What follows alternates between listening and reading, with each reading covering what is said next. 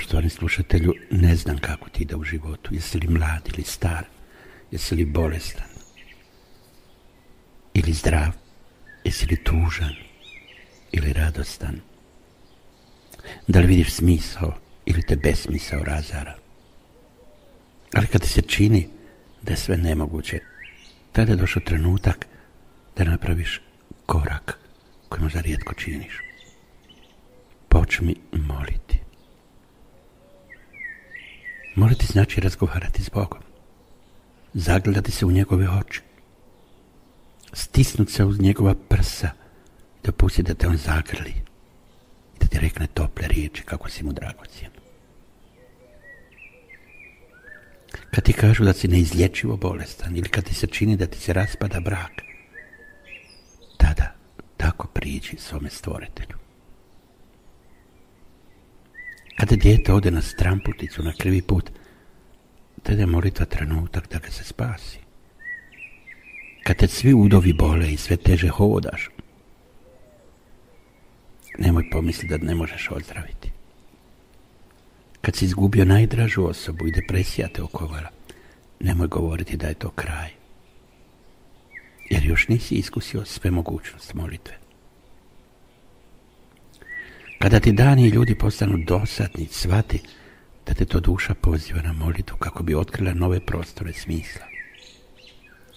Jer molitva je veća od svih čovjekovih nemoći. Kako da moliš? Poštovani slušatelju, zastani, neka zašuti u tebi tvoja misao, neka zašuti jezik i nutrina. Sav se pretvori u osluškivanje duše. Osluškuj tišinu, možda morske valove i vjetar oko sebe. Možda tišinu povjetarce u granama drveća, u cvijeću i travi oko tebe.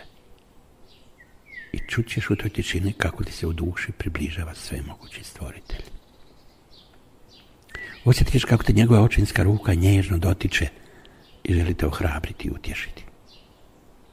Požalit ćeš tada zbog svojih krivih poteza.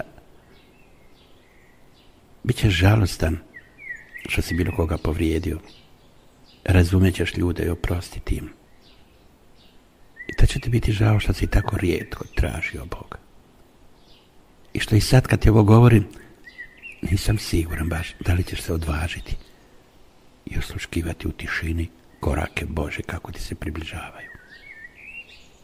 Samo ako to počneš činiti, ti ćeš svojim duhom dodirnuti Božju blizinu u sebi.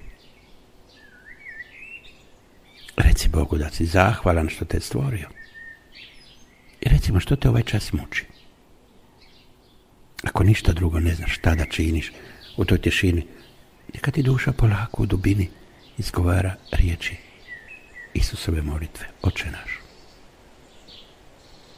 Brzo ćeš doživjeti preporod.